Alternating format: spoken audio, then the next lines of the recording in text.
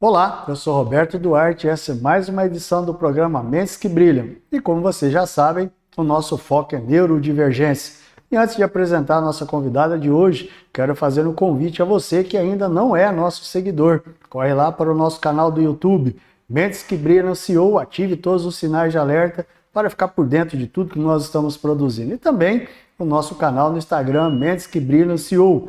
Tenho certeza de que esse conteúdo será não só para você, mas para todas as pessoas que estão ao seu redor. E hoje está aqui conosco Joanessa, estudante de Direito e que também descobriu recentemente o TEA. E hoje está aqui para compartilhar também um pouco de como que como que foi esse processo de descoberta e como é que está sendo esse pós-diagnóstico. Tudo bem, Joanessa? Boa tarde, tudo jóia?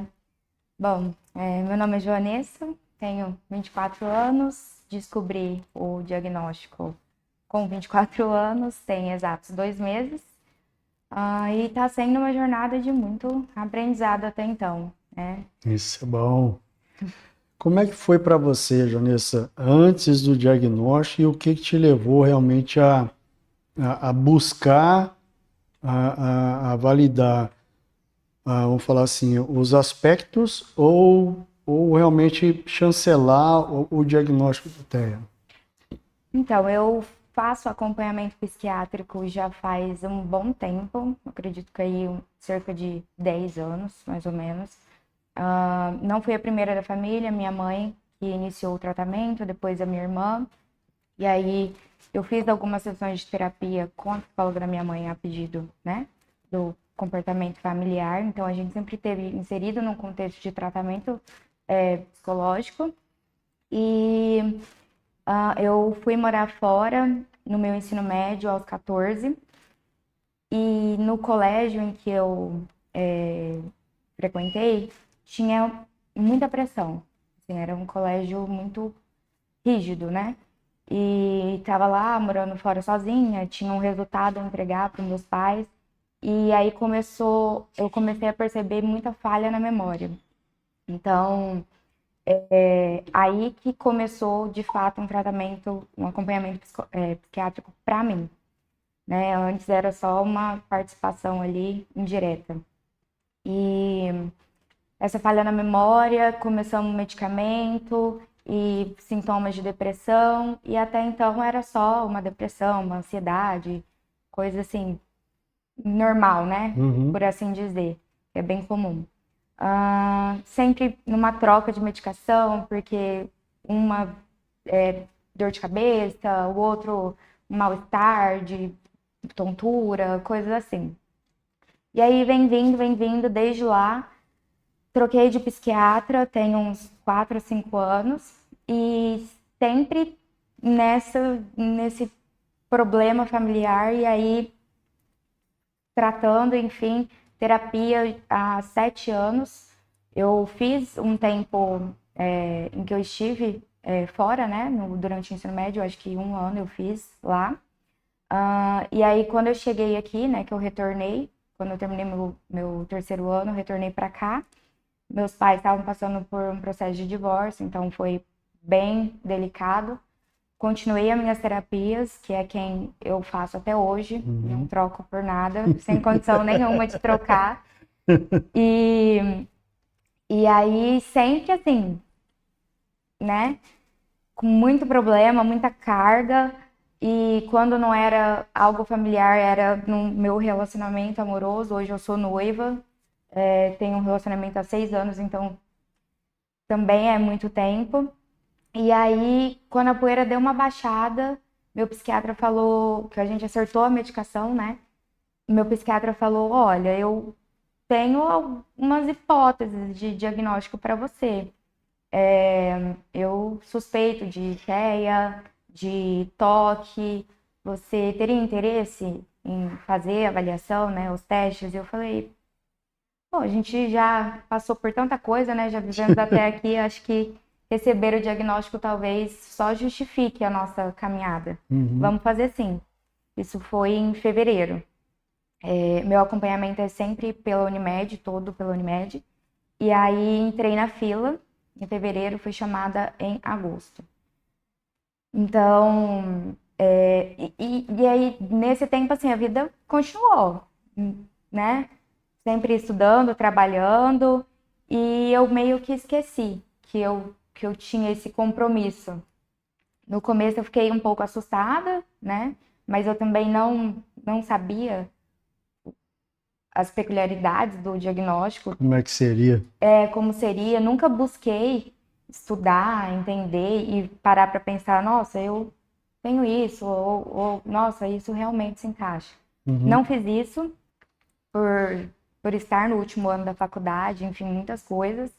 Sempre fui uma pessoa muito ativa, profissionalmente falando, eu fazia 2 estágios, ia à faculdade no período noturno, e academia, sempre uma rotina de esporte que também entendo hoje que me ajudou, assim, Sem dúvida. de uma forma maravilhosa. Hoje também não consigo largar essa rotina de treinos.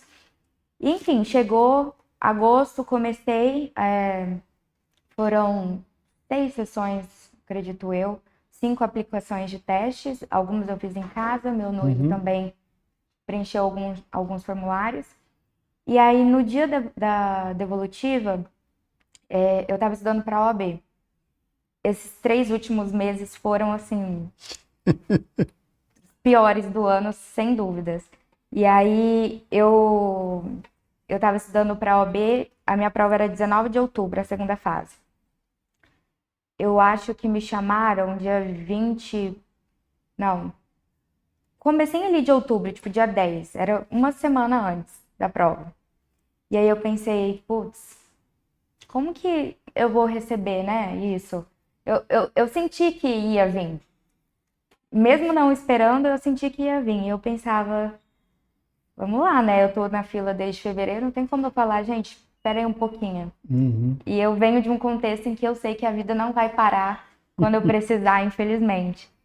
E aí fui para a devolutiva, é um laudo bem extenso, muito completo, muito interessante. Eu li ele, inclusive, uma vez só.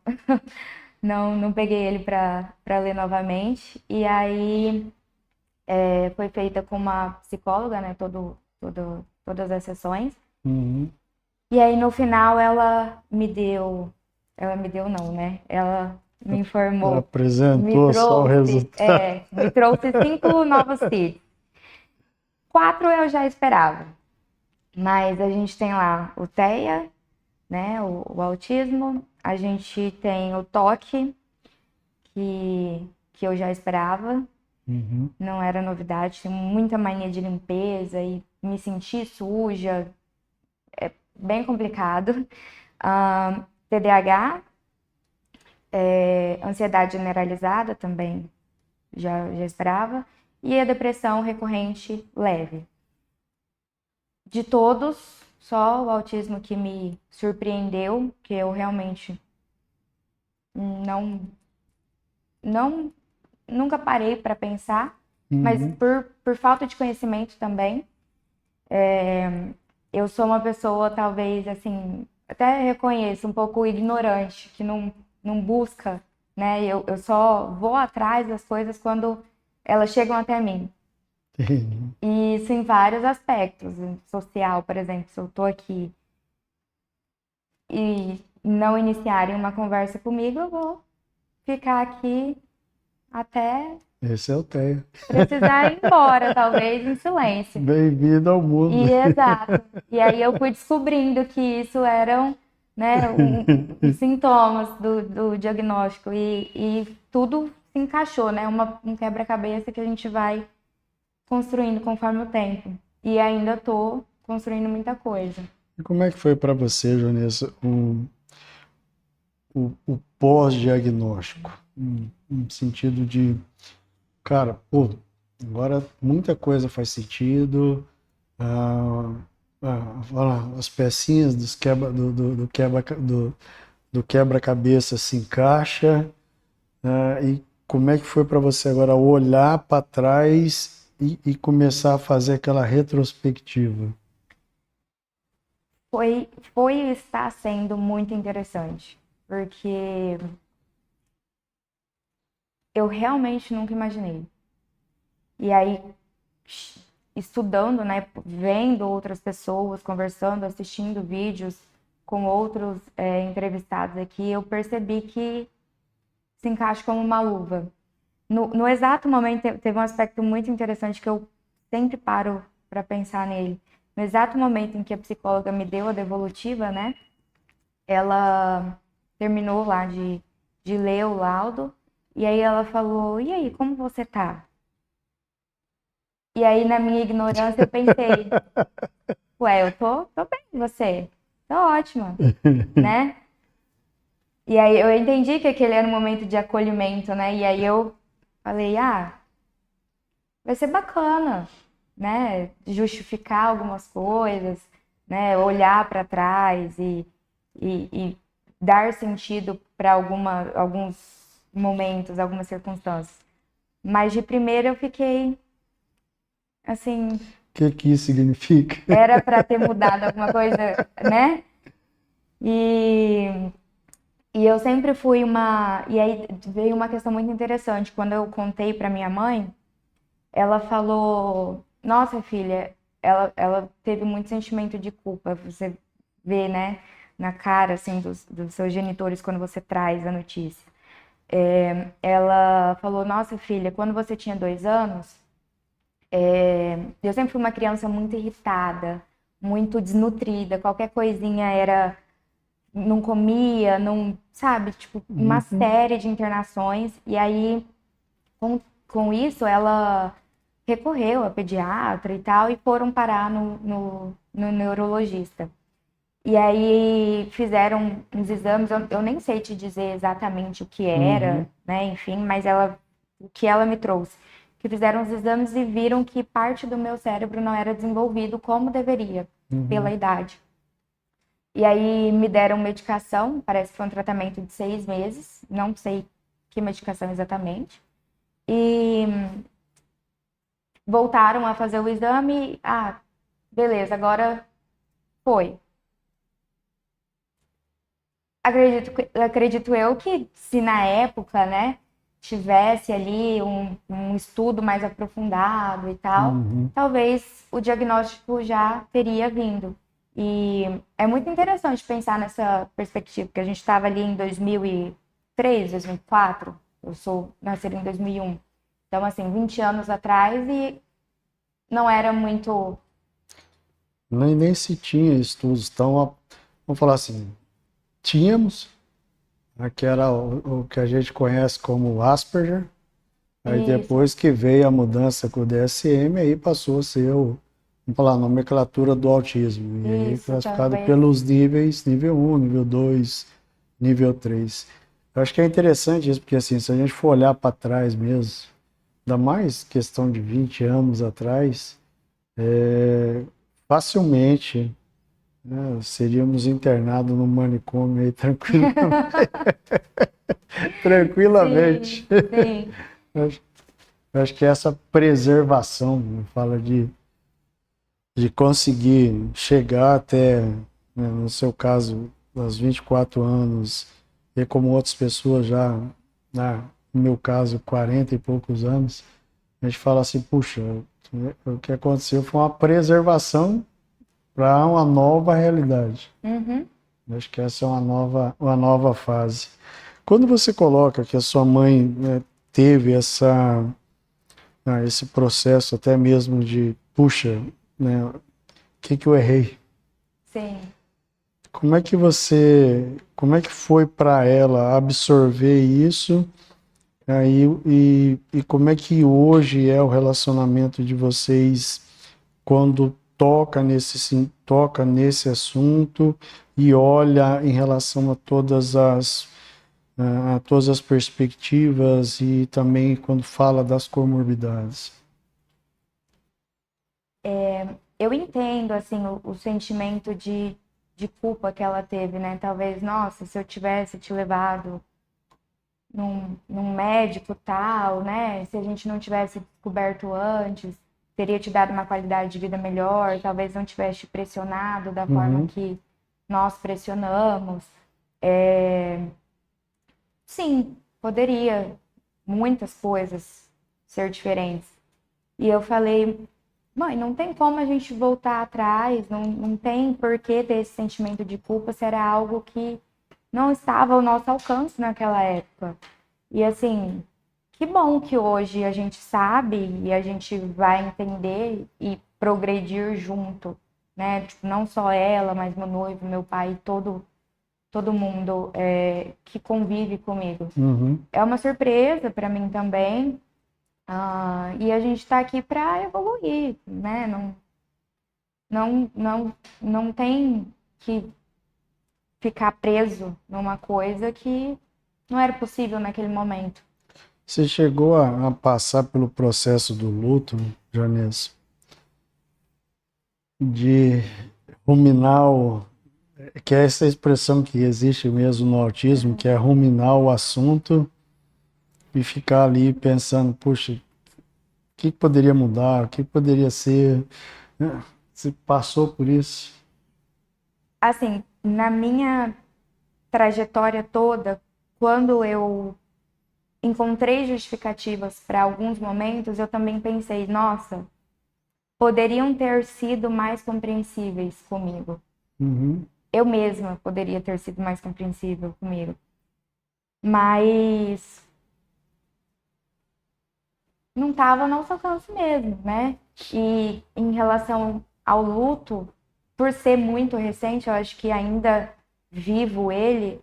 E quando eu me pego, por exemplo, desregulada, né? Me pego esgotada, talvez de um dia muito puxado, muito cansativo, ou uma coisa que que me afeta bastante eu tenho a figura da minha sobrinha, ela tem 8 anos, e às vezes eu não consigo dar o amor que eu gostaria, não consigo ter aquele afeto todo.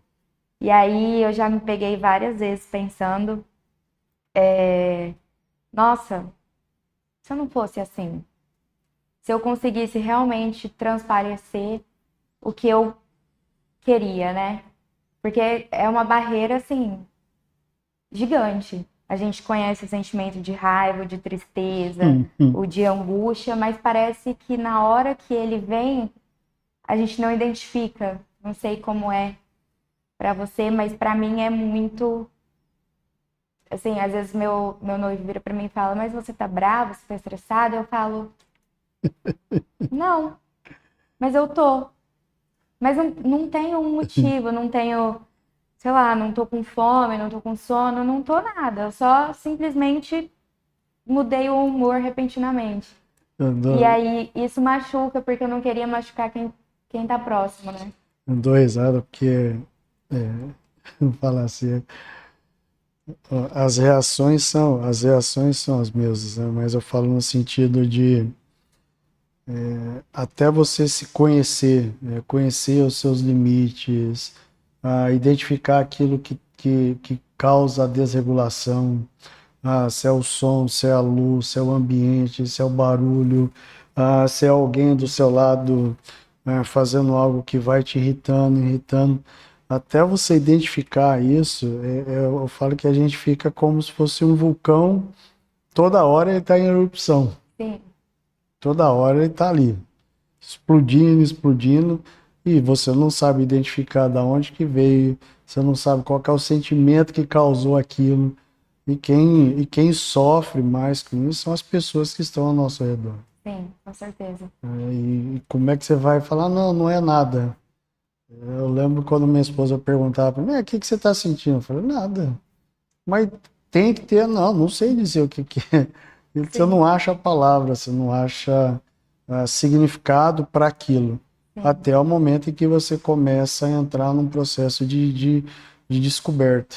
sim, Então hoje você sabe, puxa, não vou frequentar tal lugar. Por quê? Porque você sabe que você vai estourar, você sabe que você vai se desregular. Não vou frequentar lugares onde tem muita gente, que você sabe que também não vai conseguir. Então você começa, é como se você criasse um mapa, eu falo literalmente, é construir um GPS de um novo caminho. Então, cada dia é uma descoberta, cada dia eu tenho um caderninho que eu vou, reação tal. Por quê? Por causa disso. O que você vai fazer? Ah, eu faço isso. Aí você vai reescrevendo a sua história de vida. Uhum. Esse é um processo que assim, vai longe. Sim.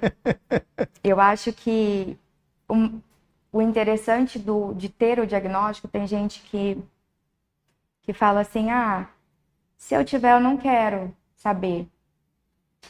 Hoje eu diria para essa pessoa, vai atrás, porque não vai mudar nada na sua vida, no É, sentido de antes e depois, mas você consegue trazer uma qualidade de vida que você nem imagina.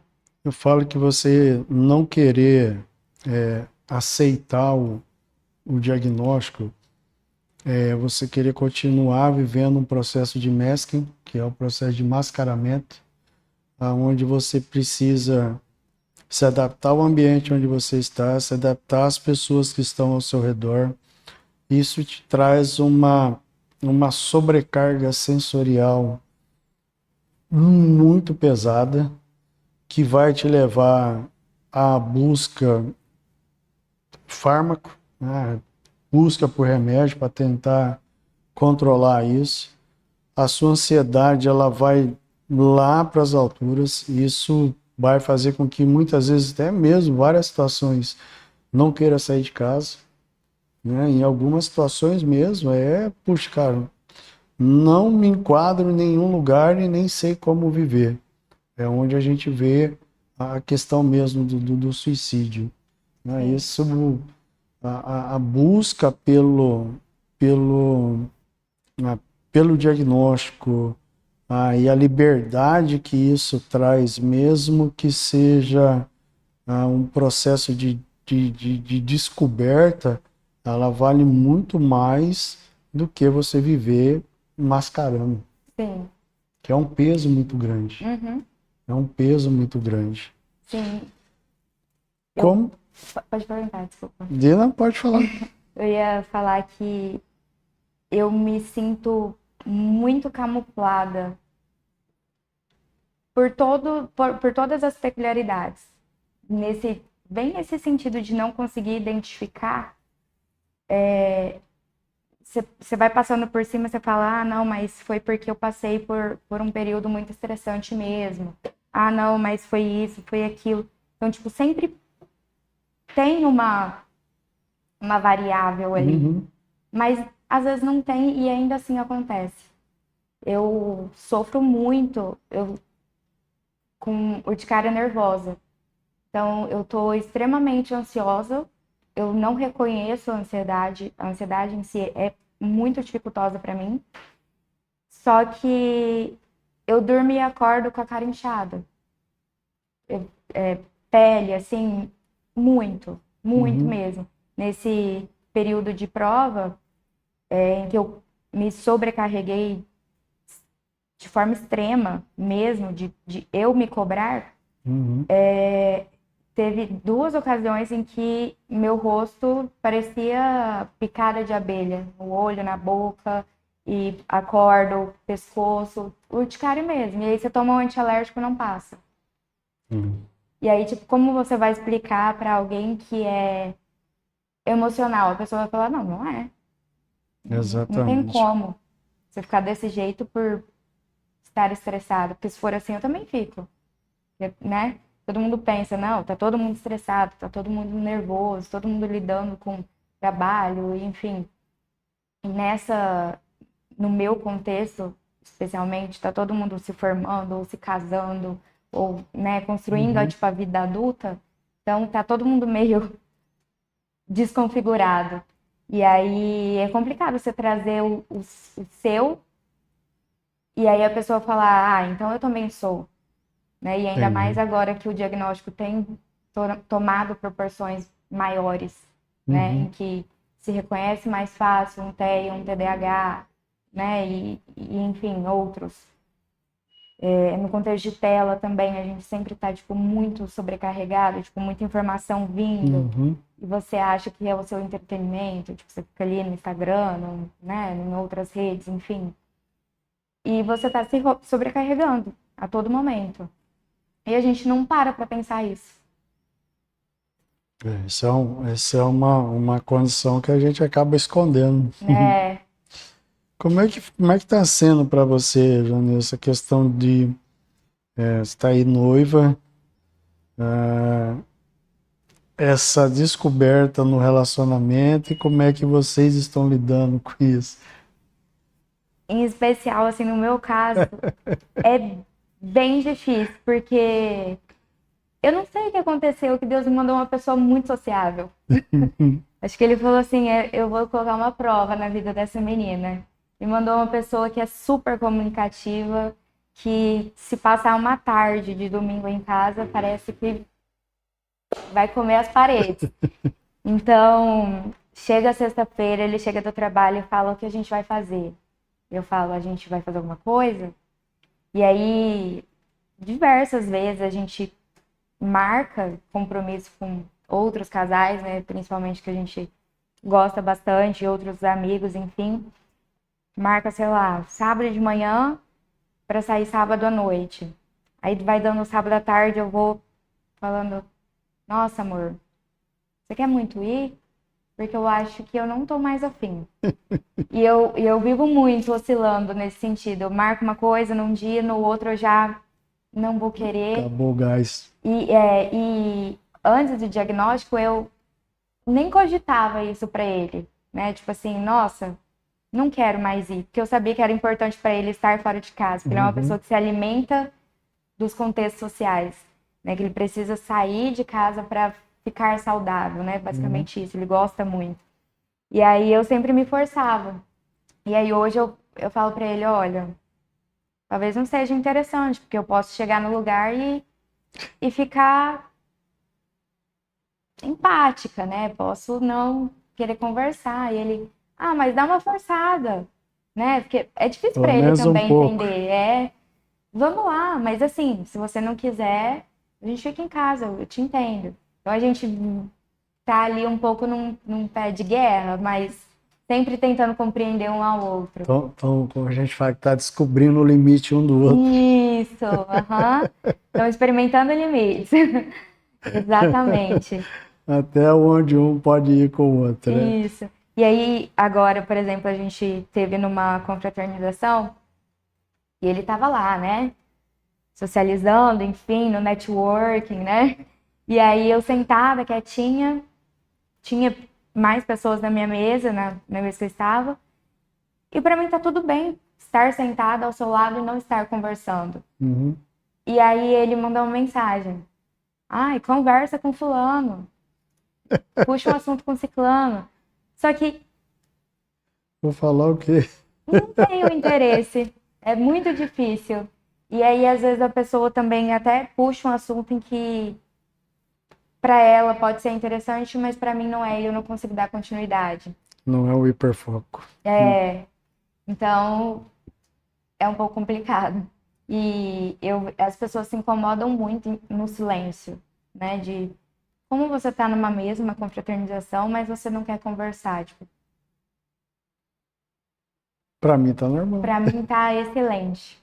Na verdade, para mim tá excelente. O que está sendo mais desafiador para você? Acho que entender o que de fato me desregula e fazer as pessoas da minha convivência entender junto comigo. Isso é difícil. Você ainda sente que existe ainda a questão do olhar diferente? Ah, lá tá a menina esquisita, lá tá a menina diferente que não se envolve, não fala, não tá junto. Nesse sentido, se alguém já pensou isso de mim, eu nem me importo, assim. Realmente, eu vou falar, ok, muito bacana a sua percepção. Tem Essa- gente que não vai concordar. E vida que segue. Eu não me incomodaria de alguém falar, nossa, ela é muito quieta, ou, né? Só conversa de do que é conveniente a ela. Sim, acho que você tinha que fazer o mesmo, talvez. Por que eu vou ficar me forçando a assuntos que não me interessam, né? Tipo, Exato. eu vejo muita dificuldade nisso. Então, não me incomoda se alguém me olha dessa forma. Quando você olha, né, Janessa, na questão de futuro, agora que você já sabe, tá aquele processo de autodescoberta, de construir todas as suas, toda a sua, eu falo assim, a sua identidade, de reconstrução, e você olha hoje para os ambientes onde você está. Eu vejo que assim, muitas das pessoas que a gente vem conversando, até começou isso também, eu falo, me incluo dentro disso. Muitas vezes aquela preocupação de as pessoas olharem para a gente como, puxa, você tem que me respeitar a qualquer custo, você tem que me aceitar a qualquer custo, como se nós fôssemos alguém frágil, né? Como se nós tivéssemos que realmente viver ainda dentro de uma redoma. E na verdade não, nós estamos. Você quer resolver problema, quer resolver conflito, quer racionalidade, seja bem-vindo ao nosso mundo. Como que você olha isso? No quesito identidade, eu tive muita dificuldade. Muita. Eu sempre fui uma adolescente, assim, era sociável e as pessoas, tipo, minhas amigas falavam, ah, vamos em tal lugar? Eu falava, tá, pode ser. Ah, mas você não prefere tal lugar? Tanto faz, gente. Onde vocês forem, eu vou. Então, eu nunca consegui me impor nas coisas Uhum. antigamente. Tive muita dificuldade em escolher o meu curso. Eu escolhi, assim, no último minuto do segundo tempo, porque eu não me via em lugar nenhum. Chegou o momento, eu terminei meu ensino médio e meu pai perguntava, né? E aí, que curso você vai fazer? E eu pensava, é agora que escolhe? Porque, assim, eu vivi até aqui e eu ainda não sei. E profissionalmente também demorei um pouco a me encontrar. Sempre fiz estágios em áreas diferentes Uhum. para eu experimentar um pouco de cada. E adivinha, no último que eu fui me encontrar, é sempre assim, né? E então defini a minha profissão agora, no último ano, assim como o meu curso no último ano. E tenho aprendido a trazer o que é meu agora. Uhum. A terapia me ajudou muito. Eu lembro que no ensino médio, uma amiga que eu tenho até hoje, e aí ela era assim, gostava muito de certas músicas, tinha tipo seus gostos, artistas, enfim. Eu olhava pra ela e falava, amiga, eu não sei do que eu gosto. Tipo, ah, você gosta de Van Gogh. Eu, tipo, beleza, eu sei quem é, legal, mas eu Uhum. não me inspiro em alguém, não tenho um cantor, nada. Ah, que esporte. Não, não tenho. Tipo assim, eu realmente não me encaixava em lugar nenhum. Eu tava ali vivendo.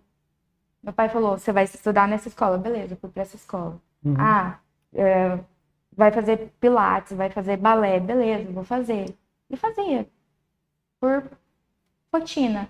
Uhum. E aí, conforme o tempo, eu fui vendo que eu gostava, que eu não gostava. Então, eu acho que a Joanessa se construiu muito recente. Legal. É como se você deixasse a verdadeira Joanessa, falar, a borboleta saiu do casulo. Isso, aflorou agora. Legal, bacana. De realmente, eu gosto de tal música, eu gosto de tal tipo de arte. Por aí vai. Uhum. Realmente foi bem difícil isso. E nesse sentido de não me encaixo aqui, não me encaixo ali, de achar que era vazio, sempre muito vazio. Tipo, não tinha uma qualidade. Tipo, eu não sei se eu sou brava, ou se eu sou espontânea, se eu sou introvertida.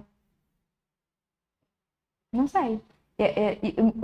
Uma coisa muito curiosa, quando eu fiz minhas primeiras entrevistas de emprego, sempre tem aquele pessoal da RH que fala assim, me fala 3 qualidades e 3 defeitos seus. E eu ficava assim, gente, vai ter que perguntar para outra pessoa, porque eu não sei. E eu acho que eu fui aprender porque eu tive que responder isso em algum momento, né? E era Interessante. muito difícil. Eu só precisava de 3. Eu não conseguia uma. Era Olha muito só. difícil mesmo. Muito. É uma coisa, é uma nova pessoa. Que legal. E quando você hoje, quais são os seus principais planos para o futuro? Eu aprendi que a gente precisa pensar lá na frente. Como uma boa ansiosa, eu sempre pensei no agora. E, e eu pensava, assim, antes de sair, né, da casa dos meus pais, eu pensava, nossa, mas como que eu vou fazer para comprar um carro?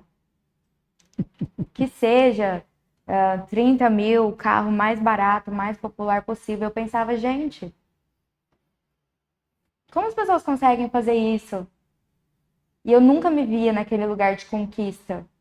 E as coisas foram acontecendo e comprei meu carro. E aí, depois que você compra o carro, você pensa, nossa, a casa. Aí você fica, a vida tá andando. E você precisa pensar nesse tipo de coisa, né? Obrigatoriamente, tipo um ciclo. Exatamente. E eu ainda não me vejo, mas desejo. Então, antes o que não era nem desejo, agora é. Então, é um pouco mais fácil de visualizar.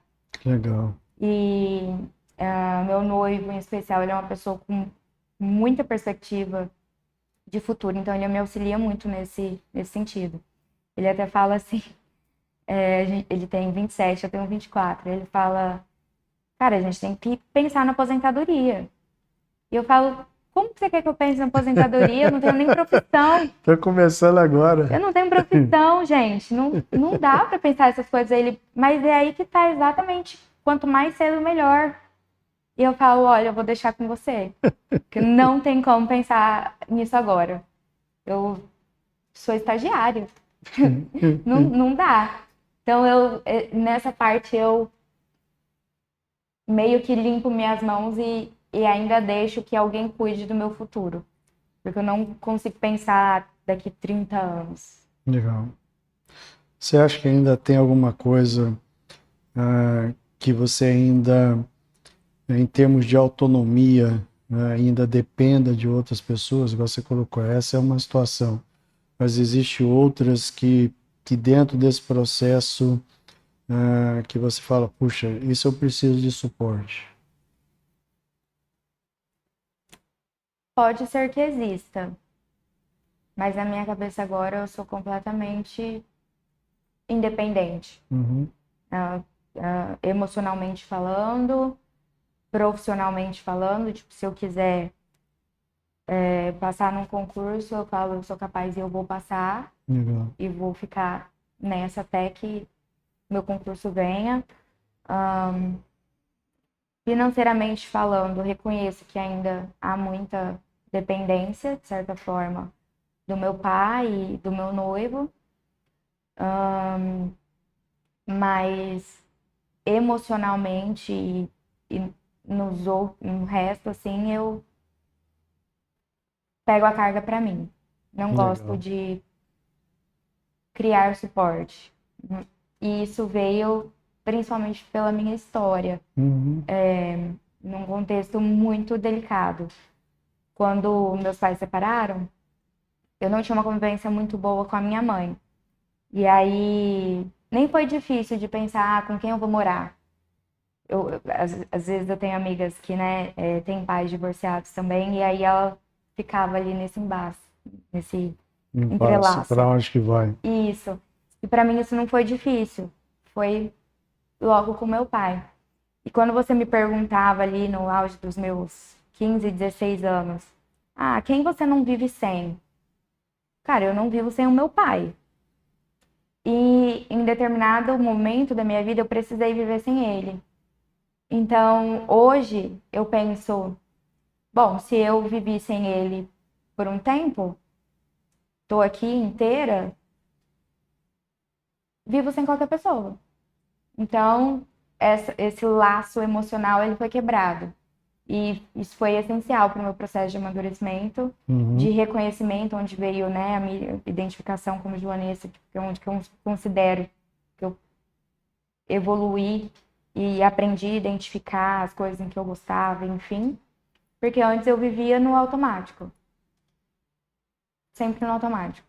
Ah, não sei o que eu quero, o que eu vou fazer para conquistar tal coisa. Sempre um caminho bem escuro.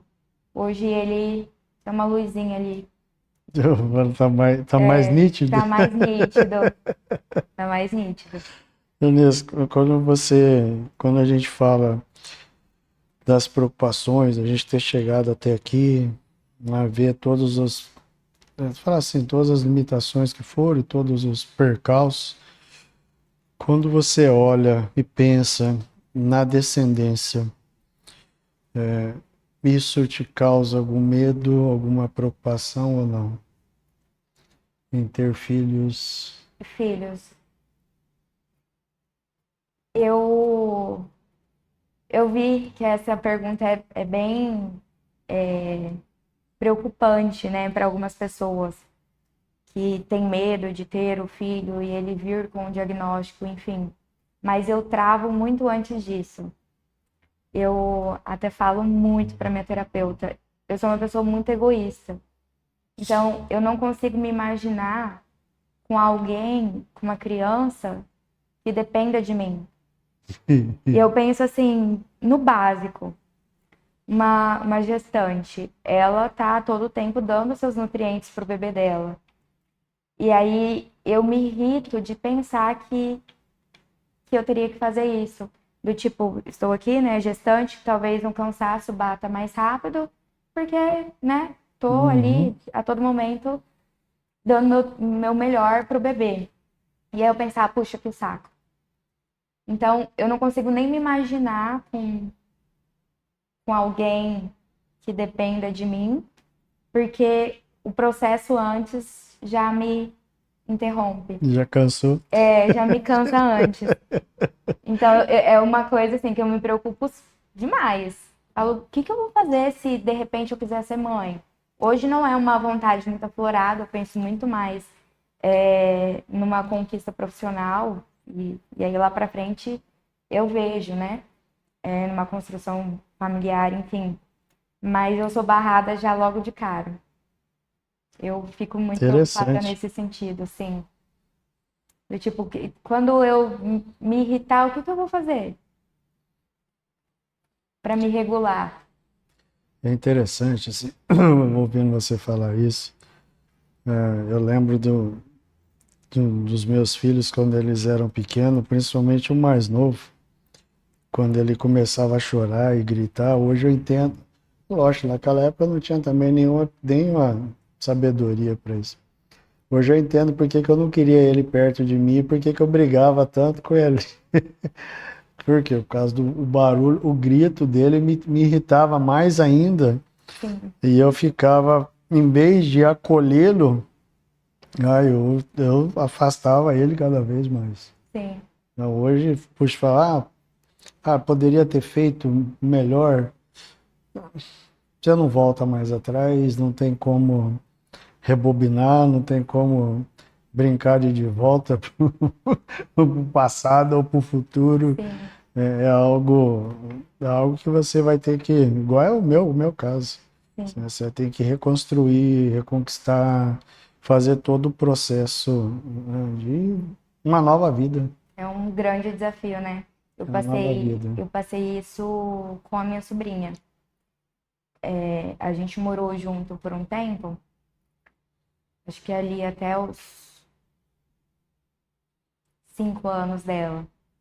Que é a idade que a criança começa a Sim. querer, né, dar suas birras, seus esperneios, enfim. E eu lembro de ficar muito irritada. Do tipo, mas eu já te dei o que você quer. Ou tipo, não vou dar. E eu sempre brinco com a minha irmã e ela brinca comigo, enfim, que eu não sou tia, parece que eu sou irmã. Eu, tipo, sempre numa disputa, Uhum. sabe? Tipo, tia, eu não quero beber água nesse copo, eu quero naquele. E eu não consigo dar o copo que ela quer. Tipo, eu acho que talvez qualquer adulto normal resolveria o problema ali, né? Eu falo, não, é esse copo aqui que você vai tomar. Só tem esse, pronto, Só acabou. tem esse, pronto, acabou. Quieta aí. Isso, aí vem a birra e você se irrita mais ainda Uhum. naquele contexto. Então, por muitas vezes me vejo ao lado de uma criança, sabe? Tanto quanto. Vai ser um desafio gigante, não Vai, tenha eu tenho dúvida. certeza. E hoje, é, o que que você deixaria como recado hoje, Vanessa, para as pessoas que estão na busca, né, pelo um diagnóstico, sabe que existe algo de diferente. O que que você diria para essas pessoas? Conselho, sei lá, aquilo que fala, cara, não perca tempo. Não tenha medo. Não tenha medo porque o diagnóstico ele não vai te prejudicar em nada.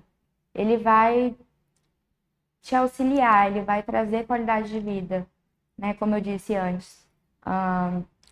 E eu às vezes paro e penso que algumas pessoas têm muito receio, não pelo, pelo processo interno, né? Consigo mesma, mas com quem tá à volta.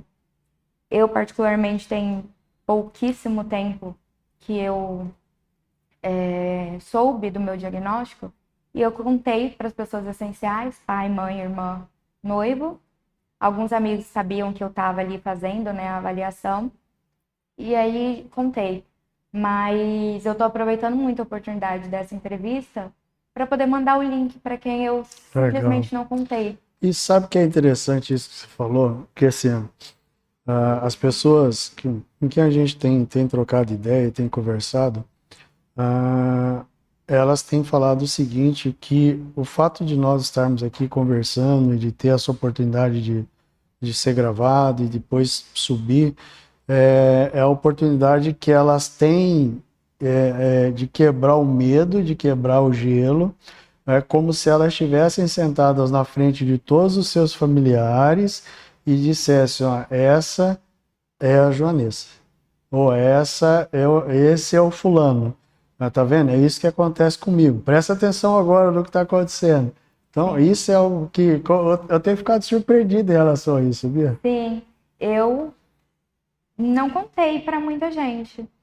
E por um tempo ali, eu pensei, tem gente que nem precisa saber. Não, né? Não vai mudar na minha vida, também não vai mudar na dela. Eu, Uhum. tipo, pra quê? Tem pessoas que eu poupo, de fato, que são meus avós, por todo o conservadorismo, né? Enfim, não ter ali um conhecimento de achar que isso vá me prejudicar e não querer levar essa preocupação a eles. Mas de resto, eu só não, talvez também não consiga colocar essas pessoas assim frente a frente e falar, olha, é isso. Foi muito difícil assim dizer para minha mãe, dizer para o meu pai, porque de toda a caminhada, eu sabia que no fundo ele sentiria um pouco de culpa, não Uhum. só pela possibilidade de ter diagnosticado antes, mas, né, por todo o contexto de cobrar e enfim. Então, tem pessoas ao meu redor que talvez esperassem mais e pode ter esse sentimento também, ela não Uhum. consegue fazer essa entrega, principalmente no lado afetivo. Então, essa oportunidade, assim, para mim está sendo maravilhosa, de Que legal. conversar com alguém que vai entender sobre e depois simplesmente poder mandar o link e falar, olha, É assim que funciona. É assim que funciona. Eu disse tudo que eu precisava, assista até o final e não precisa falar nada depois, tá tudo certo. Né? Assim, ontem eu estava até conversando com a minha esposa sobre isso. É diferente quando você pega, por exemplo, um profissional. Não, de novo, né? Tem que tomar cuidado com o que fala, porque senão a interpretação é errada, tá? Sim. Uma coisa é você viver aquilo, você sabe o que que acontece, você sabe aquilo que está acontecendo com o seu corpo, com a sua mente, com o seu cérebro. Aí a outra é você, com base em estudos, com base em análises, você construir a narrativa, aí você dizer que é assim que funciona. Então esse foi um dos motivos do porquê a gente tomou, porque nós tomamos essa iniciativa de construir esse bate-papo. É lógico que por mim também, eu falo que eu aprendo mais do que quando eu falo. Porque é como se eu realmente soubesse, por exemplo, puxa, quando você fala do seu corpo psicossomatizar todas as suas, aquilo que está acontecendo com o seu corpo, cara, puxa, quantas vezes estoura um monte de coisa dentro do seu corpo, fala, de onde que veio isso? Não, não tem explicação. Então, quando a gente fala de som, cara, hoje eu estava almoçando, o fato de levantar a cadeira e arrastar aquilo para mim foi como se estivesse dentro do cérebro seu martelando. Então, cara, aí meu filho falou, mas por que você está irritado? Não, mas é normal. Eu falei, cara, não é normal. Eu falei, você nunca vai entender por quê? Porque não é dentro da sua cabeça. Uhum. Então, a oportunidade que a gente tem de poder tratar isso eu falo assim, de igual para igual, eu falo, tratando dentro do mesmo mundo do TEA, nos ajuda muito a poder falar sobre o assunto e também poder compartilhar, falar assim, as angústias que a gente tem. Uhum. Eu achei muito bacana quando eu disse que, embora conheça todos os sentimentos, enfim, quando me perguntam, o que foi que você mudou do nada? E eu simplesmente não sabia explicar. Você foi a primeira pessoa que entendeu qual é esse sentimento.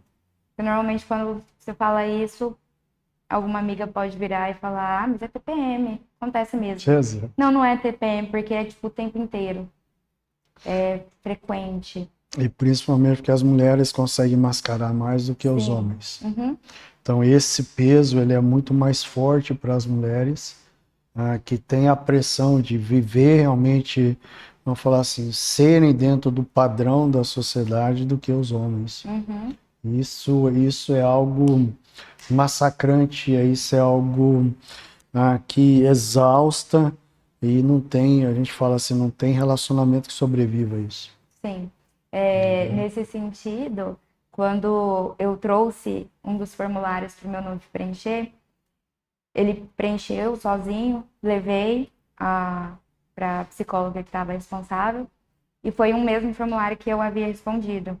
E aí, na sessão de devolutiva, ela trouxe a comparação, né? E aí ele respondeu umas coisas nada a ver. E eu fiquei tipo, meu Deus, mas essa pessoa mora comigo? E aí eu lembro que eu até interrompi ela e falei assim, nossa, e agora? Porque, tipo, deu totalmente diferente, a gente vai ter que aplicar em outra pessoa? E aí ela falou assim, não, fica tranquila, no final tem uma justificativa. E era realmente isso, de que a mulher tem uma capacidade de mascarar, né, os Muito mais. sentimentos, enfim. Muito mais. Pra você ver isso, no meu caso, deu mais de 80% de acerto entre o que a minha esposa respondeu e o que eu respondi. Assim, foi. Parecia que era Ctrl+C, Ctrl+V. Nossa, o meu Entendeu? parecia que ele estava pensando nele e eu respondendo para mim.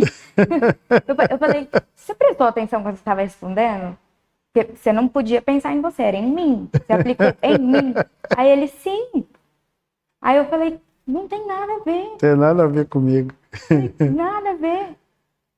Aí Que a gente deu legal. risada até, mas assim, que bom que existe uma justificativa, porque eu ficaria preocupada se não houvesse. E é bom, assim, nessa fase que vocês estão da descoberta, porque é uma jornada agora, Sim, entendeu? De caminhar juntos, agora que ele sabe, e você também está no processo de descoberta, então isso melhora muito o processo de comunicação. Eu falo por mim também, tá? Contando a experiência.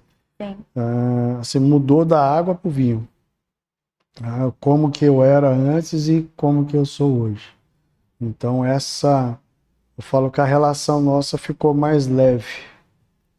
Então, o falar, o tratar, como se relacionar, o ambiente familiar mudou completamente, com os filhos, com ela, até a gente fala assim que a gente reescreveu uma nova rotina de para onde que nós vamos, que lugar que a gente frequenta, que ambiente, quem são as pessoas que a gente vai trazer para perto da gente, para quem que a gente vai abrir a porta para poder receber ou não.